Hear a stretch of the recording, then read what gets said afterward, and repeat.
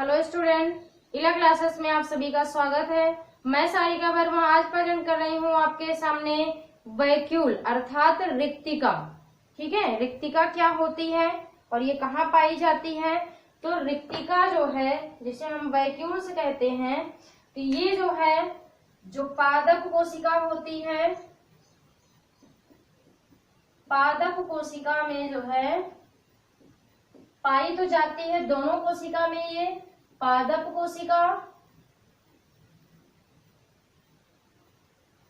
और जंतु कोशिका दोनों में पाई जाती है। ठीक है, लेकिन जो है जो पादप कोशिका होती है, पादप कोशिका में रिक्तिका जो है वो कैसी होती है, बड़ी रिक्तिका होती है। देखिए हम कह सकते हैं कि पादप कोशिका में बड़ी रिक्तिका पाई जाती है। ठीक है, इसमें बड़ी रिक्तिका पाई जाती है। और जंतु कोशिका में जो जंतु कोशिका होती है, जंतु कोशिका में कैसी रिक्तिका पाई जाती है, छोटी रिक्तिका पाई जाती है।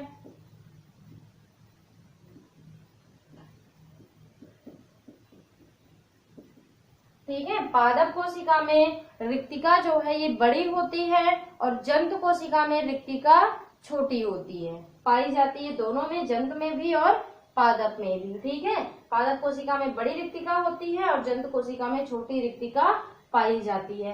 पादप कोशिका में आप देख रहे हैं यहाँ पे जो स्ट्रक्चर बना हुआ है, ये एक पादप कोशिका का बना हुआ है। ये क्या है, पादप कोशिका है। अब इसमें केवल हमने रिक्तिका को दिखाया है क्योंकि आप रिक्तिका पढ़ रहे हैं, बाकी तमाम चीजें पाई जाती हैं पादप कोशिका में, जैसा कि आप जंतु कोशिका और पादप कोशिका में डिफरेंस पढ़ चुके हैं, जानते हैं। ठीक है, तो पादप कोशिका जो है हमने अभी बताया कि पादप कोशिका में बड़ी रिक्तिका पाई जाती है, जैसा कि आप देख रहे हैं। ये क्या है, एक कोशिका है और इसके अंदर एक बड़ी सी क्या पाई जा रही है, रिक्तिका पाई जा रही है। ये बड़ा सा स्ट्रक्चर जो बना हुआ है गोला, ये क्या है, रिक्तिका है, वैक्यूल है। ठीक है, पादप कोशिका में बड़ी रिक्तिका पाई जाने के कारण क्या है, आप देख रहे हैं कि इसमें इतनी बड़ी रिक्तिका पाई जा रही है। इसके कारण क्या हो रहा है कि कोशिका के अंदर जो कोशिका द्रव्य उपस्थित है और उस कोशिका द्रव्य में क्या उपस्थित होता है, केंद्रक उपस्थित होता है। ठीक है, कोशिका के केंद्र में क्या होता है, केंद्रक होता है। लेकिन पादप कोशिका जो है, पादप कोशिका में बड़ी रिक्तिका पाई जाती है, इसलिए क्या होता है, बड़ी रिक्तिका पाई जाने के कारण क्या होता है, पादप कोशिका में जो कोशिका द्रव्य और केंद्रक पाए जाते हैं, ये कहाँ पाए जाते हैं, परिधि पर पाए जाते हैं। ठीक है, आप देख रहे हैं केंद्रक केंद्र में होना चाहिए, लेकिन यहाँ पे क्या है, किनारे की तरफ है, परिधि पर है। और कोशिका द्रव्य भी बीच में, यानी कि बीच में ना होकर के, पूरे में ना होकर के कहाँ पे है, किनारे किनारे है, अर्थात परिधि पर है। तो पादप कोशिका में जो है हम लिख लेंगे यहाँ पे कि पादप कोशिका में बड़ी रिक्तिका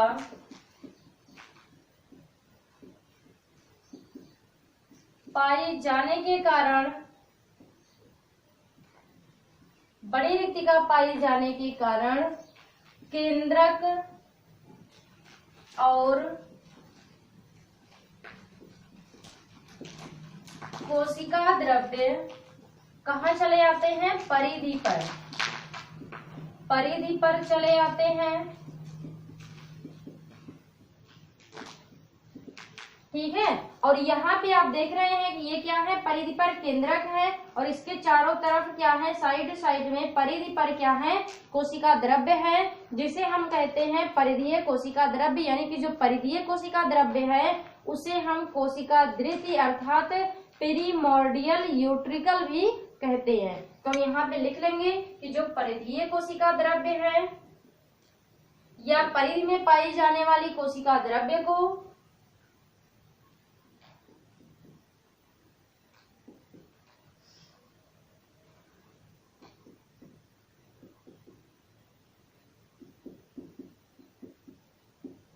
परिधीय कोशिका द्रव्य को हम क्या कहते हैं,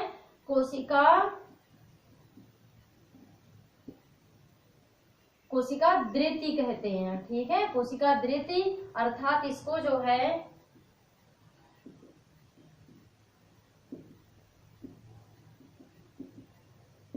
प्रीमोर्डियल यूट्रिकल कहते हैं। ठीक है, और ये जो क्या है, रिक्तिका है, रिक्तिका के चारों तरफ क्या पाई जाती है, एक झिल्ली पाई जाती है जिसे हम कहते हैं विभेदनात्मक झिल्ली। ठीक है, रिक्तिका जो है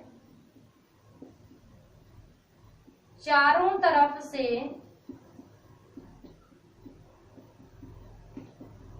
एक झिल्ली के द्वारा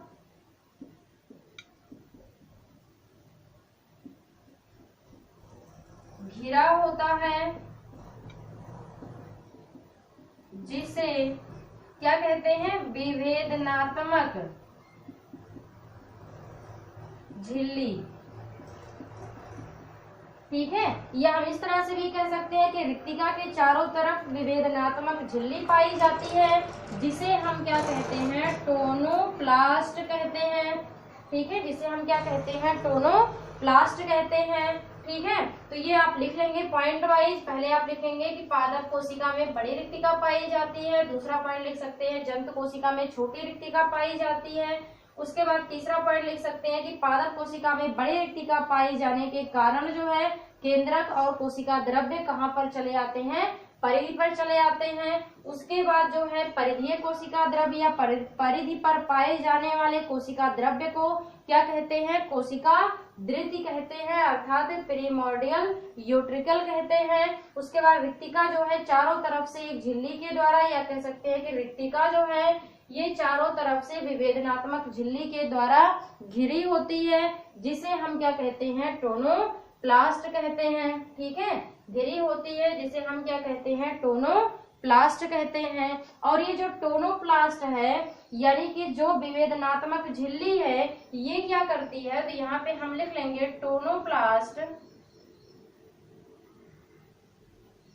इसका काम क्या है, विभेदनात्मक झिल्ली जो है इसका काम होता है कि ये जो है सांद्रता विभव के विपरीत, टोनोप्लास्ट जो है ये सांद्रता विभव के विपरीत क्या करती है, आयनों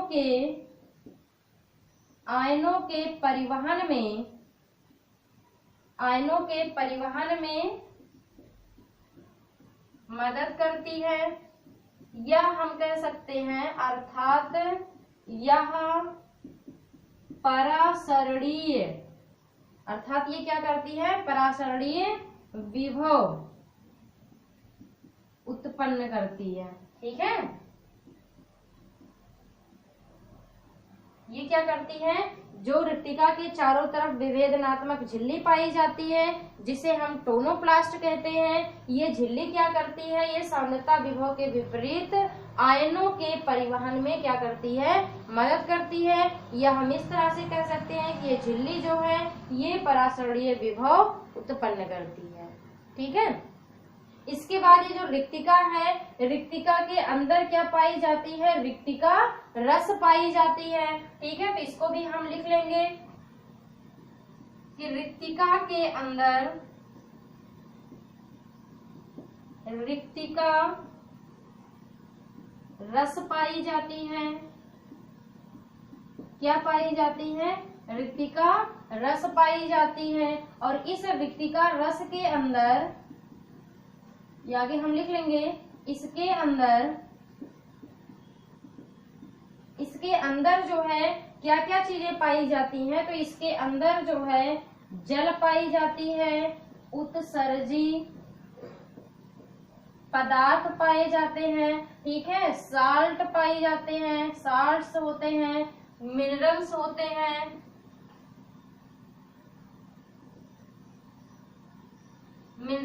हैं, ऑर्गेनिक एसिड्स होते हैं। ठीक है, क्या होते हैं, ऑर्गेनिक एसिड होते हैं। और इसी में जो है एल्केलॉइड होते हैं। और इसी में जो है दो वर्णक पाए जाते हैं, एक को हम कहते हैं एंथोसाइनिन, एक होता है एंथोसाइनिन, और जो है एंथोसाइनिन और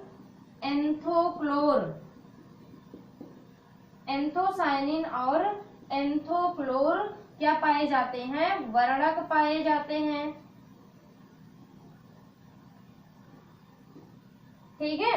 इसके अंदर जो है रिक्तिका के अंदर क्या पाई जाती है, रिक्तिका रस पाई जाती है, ठीक है। और रिक्तिका रस के अंदर क्या पाई जाती है, रिक्तिका रस के अंदर आप देख रहे हैं कि रिक्तिका रस के अंदर क्या पाई जाती है, जल पाई जाती है, उत्सर्जी पदार्थ पाए जाते हैं, साल्ट्स पाए जाते हैं, ठीक है, यानी कि लवण जिसे हम कह सकते हैं हिंदी में, मिनरल्स पाए जाते हैं, कुछ जो है खनिज तत्व पाए जाते हैं। उसके बाद ऑर्गेनिक एसिड यानी कि अम्लीय कार्बनिक एसिड पाए जाते हैं, कार्बनिक अम्ल पाए जाते हैं, एल्कलॉइड पाए जाते हैं और 2 वर्णक पाए जाते हैं। एक का नाम है एंथोसाइनिन और दूसरा है एंथोक्लोर वर्णक, ठीक है। ये बहुत ज्यादा इंपॉर्टेंट है, ये पूछा जाता है कि रिक्तिका के अंदर कौन से 2 वर्णक पाए जाते हैं। तो रिक्तिका के अंदर आपको याद रखना है कौन से वर्णक पाए जाते हैं, एंथोसाइनिन और एंथोक्लोर वर्णक पाए जाते हैं, ठीक है। तो इतना आपको समझ में आया होगा। एक बार फिर से रिवाइज करते हैं। रिक्तिका जो है ये जंतु कोशिका में छोटी होती है और पादप कोशिका में बड़ी रिक्तिका पाई जाती है। पादप कोशिका में बड़ी रिक्तिका पाए जाने के कारण क्या होता है, कोशिका द्रव्य जो होती है और केंद्रक जो होते हैं वे कहाँ चले जाते हैं, वे परिधि पर चले जाते हैं, ठीक है। और ये जो परिधि पर पाए जाने वाले कोशिका द्रव्य हैं, इस परिधीय कोशिका द्रव्य को हम क्या कहते हैं, कोशिका द्वितीय कहते हैं, अर्थात प्रीमोर्डियल यूट्रिकल कहते हैं, ठीक है। उसके बाद जो ये रिक्तिका है, रिक्तिका के चारों तरफ विभेदनात्मक झिल्ली पाई जाती है, जिसे हम क्या कहते हैं, जिसे टोनोप्लास्ट कहते हैं। और ये झिल्ली जो है अर्थात टोनोप्लास्ट जो है ये क्या करती है, ये सांद्रता विभव के विपरीत आयनों के परिवहन में मदद करती है। या हम कह सकते हैं कि ये विभेदनात्मक झिल्ली जो है या टोनोप्लास्ट जो है ये क्या करती है, ये परासरणीय विभव उत्पन्न करती है, ठीक है। उसके बाद जो रिक्तिका है, रिक्तिका के अंदर क्या पाई जाती है, रिक्तिका रस पाई जाती है, जिसमें जल उपस्थित होते हैं, उत्सर्जी पदार्थ उपस्थित होते हैं, लवण उपस्थित होते हैं, कुछ जो है मिनरल्स यानी कि खनिज तत्व उपस्थित होते हैं, कार्बनिक अम्ल उपस्थित होते हैं, एल्केलॉइड पाए जाते हैं और एंथोसाइनिन एवं एंथोक्लोर नामक 2 वर्णक पाए जाते हैं, ठीक है। इसके बाद अब ये जो एंथोसाइनिन है और एंथोक्लोर है, एंथोक्लोर जो है ये किस रंग का होता है, ये पीले रंग का होता है, तो इसको आप नोट कर लेंगे। इसके बाद हम इसको मिटा रहे हैं।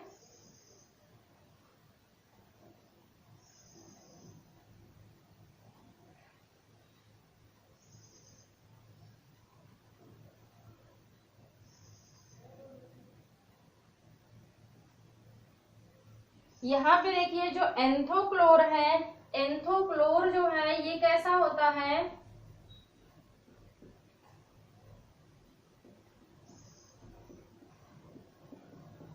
एंथोक्लोर ये किस रंग का होता है, ये पीले रंग का होता है। एंथोक्लोर वर्णक जो है ये किस रंग का होता है, ये पीले रंग का होता है और जो है ये जल में आघुलनशील होता है। और एंथोसाइनिन वर्णक जो है ये एंथोसाइनिन वर्णक जो है ये जल में घुलनशील होता है, ये जल में घुलनशील होता है। और ये जो एंथोसाइनिन है इसका जो है अलग अलग पीएच मान पर अलग अलग क्या होता है, अलग अलग रंग होता है।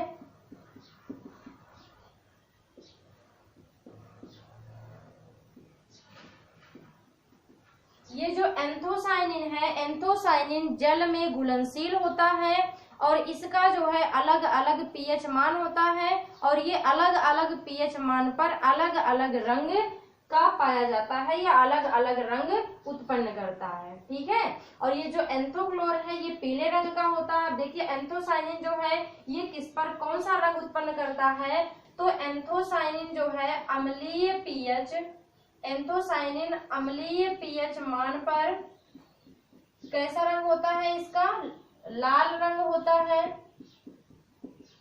ठीक है। और क्षारीय पीएच मान पर इसका रंग कैसा होता है, नीला रंग होता है। ठीक है, और उदासीन पीएच मान पर इसका रंग कैसा होता है, बैगनी रंग होता है। ठीक है, तो इसको आपको याद रख लेना है कि रिक्तिका के अंदर रिक्तिका रस पाई जाती है जिसमें दो वर्णक पाए जाते हैं, एंथोसाइनिन और एंथोक्लोर। एंथोक्लोर जो है ये किस रंग का होता है, पीले रंग का होता है, और एंथोसाइनिन जो है ये जल में घुलनशील होता है, और ये अलग अलग पीएच मान पर अलग अलग प्रकार के रंग में पाया जाता है। अम्लीय पीएच मान पर एंथोसाइनिन का रंग कैसा होता है, लाल रंग होता है। क्षारीय पीएच मान पर एंथोसाइनिन का रंग कैसा होता है, नीला रंग होता है। और उदासीन पीएच मान पर जो एंथोसाइनिन है, एंथोसाइनिन का रंग कैसा होता है, बैगनी रंग होता है। ठीक है, इसके बाद हम देखेंगे खाद्य जो रिक्तिका है, रिक्तिका के प्रकार कितने होते हैं, कौन कौन से किस प्रकार के होते हैं, कितने प्रकार के, तो इसको आप नोट करेंगे। इसके बाद हेडिंग लिखेंगे रिक्तिका के प्रकार।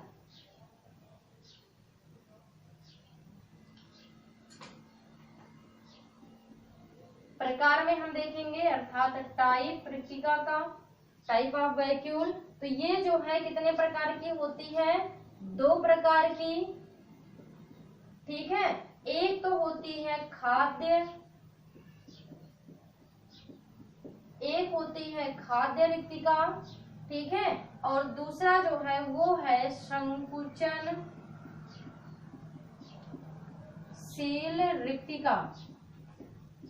खाद्य रिक्तिका और संकुचनशील रिक्तिका। संकुचनशील रिक्तिका को हम इंग्लिश में कहते हैं कॉन्ट्रैक्टाइल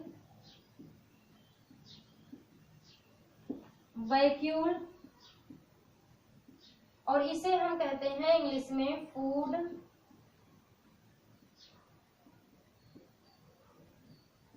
वैक्यूल। खाद्य रिक्तिका और संकुचनशील रिक्तिका अर्थात कॉन्ट्रैक्टाइल वैक्यूल। तो ये जो संकुचनशील रिक्तिका है ये किसमें, इसका एग्जाम्पल होता है अमीबा। ये किसमें पाई जाती है, अमीबा में पाई जाती है। और इसका कार्य जो है, इसका कार्य क्या होता है, तो इसका कार्य होता है जो है उत्सर्जन और परासरण में नियंत्रण, यानी कि इसका कार्य जो होता है उत्सर्जन एवं परासरण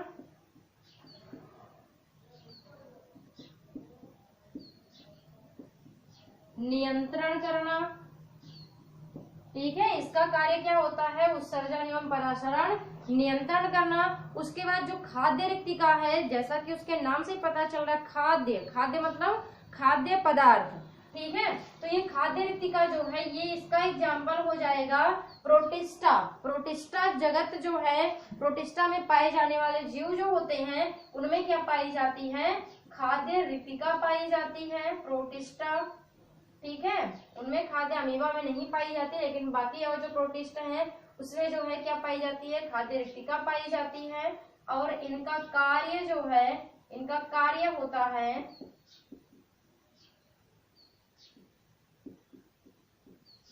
भोजन का अंतर ग्रहण करना। ठीक है, इनका काम होता है भोजन का अंतर ग्रहण करना। या हम ये भी कह सकते हैं कि जो खाद्य रिक्तिका है, खाद्य रिक्तिका का निर्माण होता है भोजन अंतर ग्रहण करते समय। ठीक है, जब प्रोटिस्टा जगत के जीव जो हैं वो क्या करते हैं, भोजन जो है अंतर ग्रहण करते हैं, तो उसी समय खाद्य रिक्तिका का निर्माण होता है। ठीक है, तो ये थी खाद्य रिक्तिका दो प्रकार, रिक्तिका दो प्रकार, खाद्य रिक्तिका और संकुचनशील रिक्तिका। ठीक है, संकुचनशील रिक्तिका क्या करती है, उत्सर्जन एवं परासरण नियंत्रण का काम करती है। ठीक है, खाद्य रिक्तिका जो है ये भोजन का अंतर ग्रहण करती है या भोजन अंतर ग्रहण के समय इसका निर्माण होता है। ठीक है, इसके बाद हम देखेंगे फंक्शन क्या होता है जो रिक्तिका है, यानी कि वैक्यूल का कार्य क्या है, इसको आप नोट कर लेंगे होंगे। इसके बाद हम फंक्शन देख लेंगे, इसका कार्य, कार्य अर्थात फंक्शन। ठीक है, तो रिक्तिका जो है, रिक्तिका का कार्य क्या होता है, रिक्तिका का फंक्शन क्या होता है, तो पहला तो यही हो जाएगा परासरण नियंत्रण करना। ठीक है, पहला काम तो यही हो जाएगा। ये जो है क्या करता है, परासरण का नियंत्रण करता है। ठीक है, दूसरा अभी आपने देखा था एक जो है विभव, यानी कि यहाँ पे दूसरा हो जाएगा परासरणीय विभव उत्पन्न करना। ये क्या करता है, परासरणीय विभव उत्पन्न करता है। और ये जो है कुछ संग्रहण से यानी कि स्टोरेज से भी संबंधित होता है।